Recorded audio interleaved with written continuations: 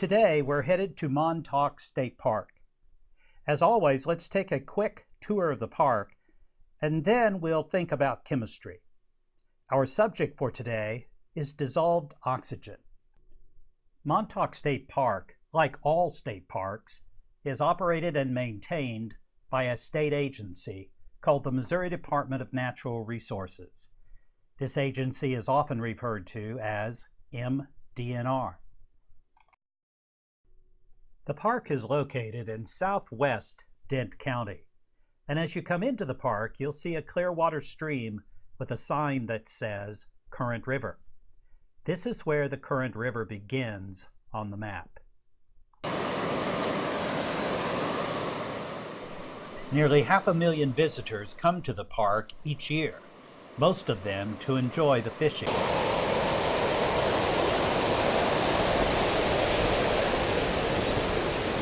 The most interesting nature area in the park is Montauk Springs.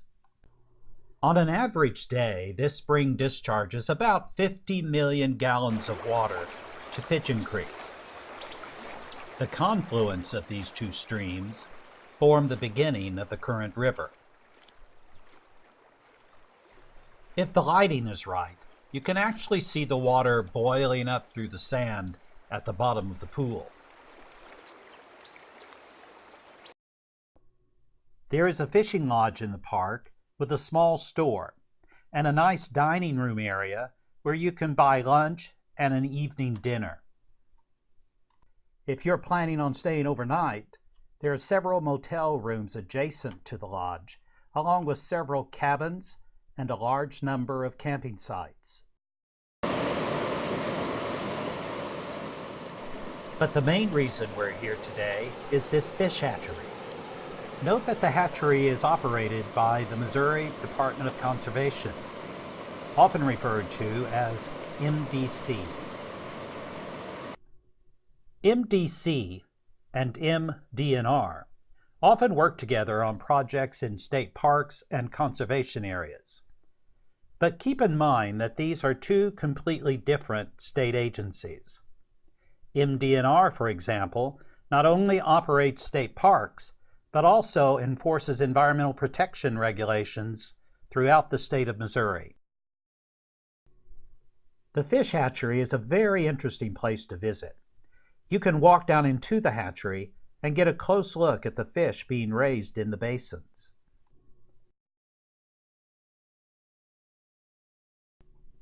The Missouri Department of Conservation raises between 300,000 to 400,000 rainbow trout here every year, and then releases most of them to the Current River, which makes this park one of the best fishing locations in the state. Notice the distinctive reddish stripe along the sides of the fish, which gives it its name. The hatchery is also a great place to bring kids. For about a quarter, they can feed the fish and get an up-close look at rainbow trout.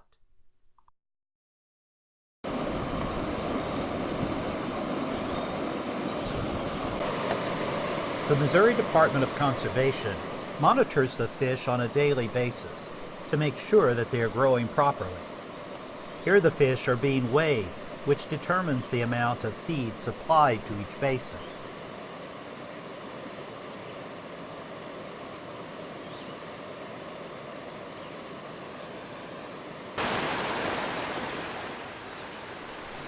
One of the very important parameters that is monitored by MDC is the amount of oxygen atoms in the water.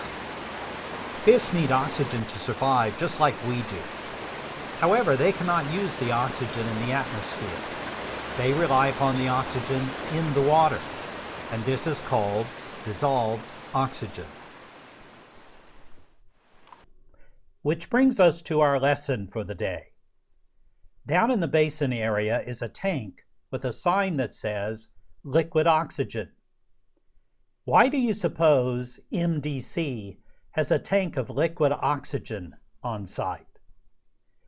From what you have learned already in this video, do you have a hypothesis of how the liquid oxygen might be used? Well, let's review some facts that we already know. and see if we can form a good hypothesis. We know that water flows through the mouth of the fish and out its gills.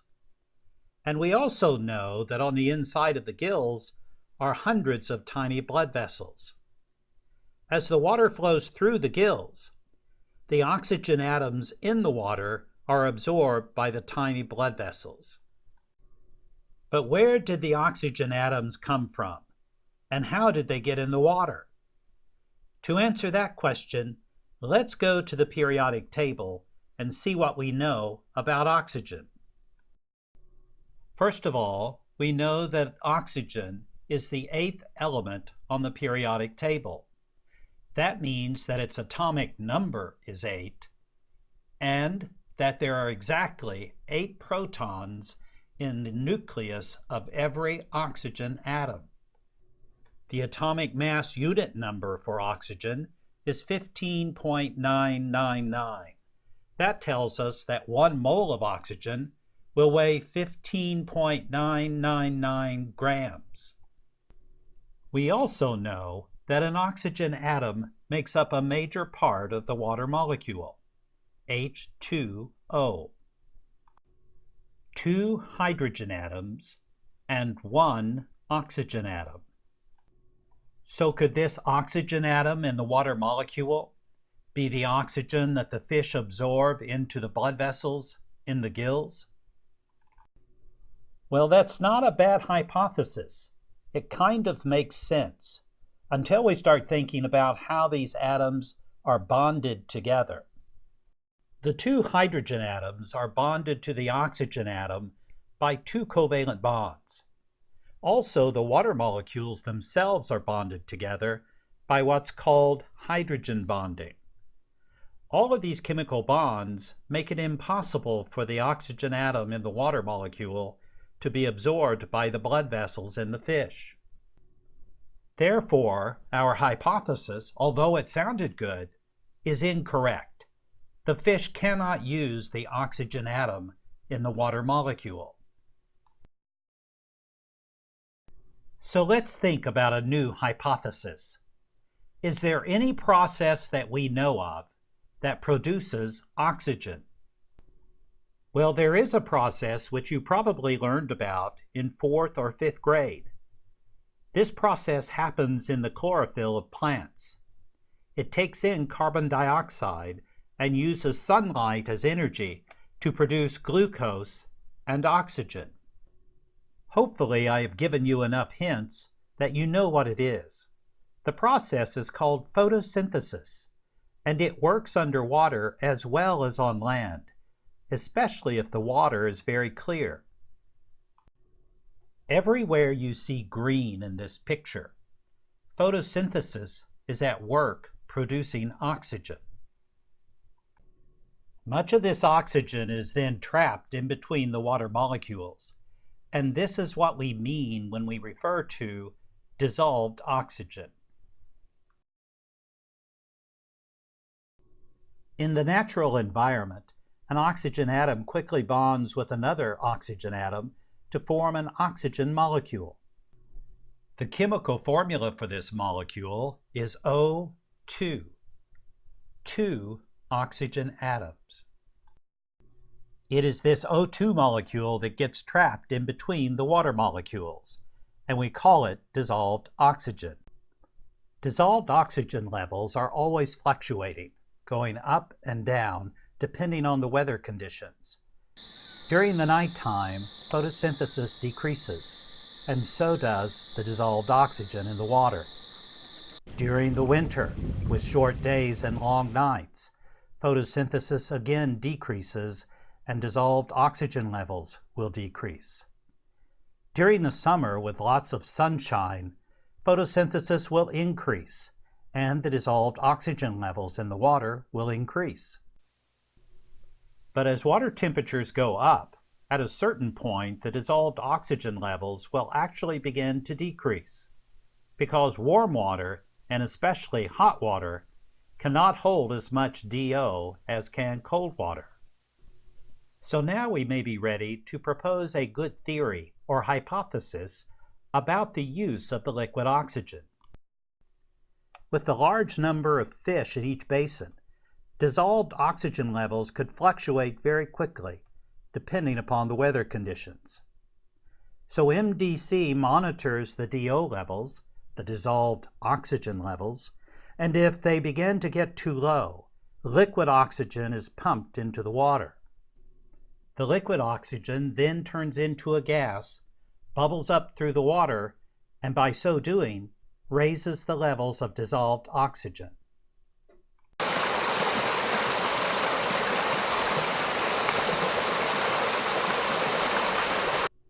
There is one other source of dissolved oxygen that you should know about, and that is water turbulence.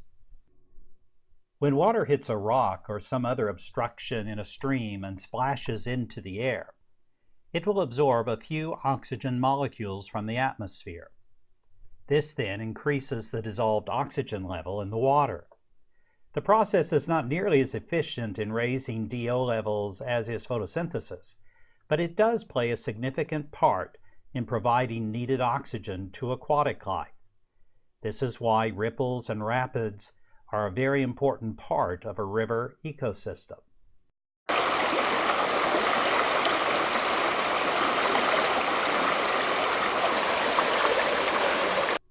All right, not every student is that interested in dissolved oxygen, but it is very important to aquatic life, and it is a critical concept in environmental chemistry.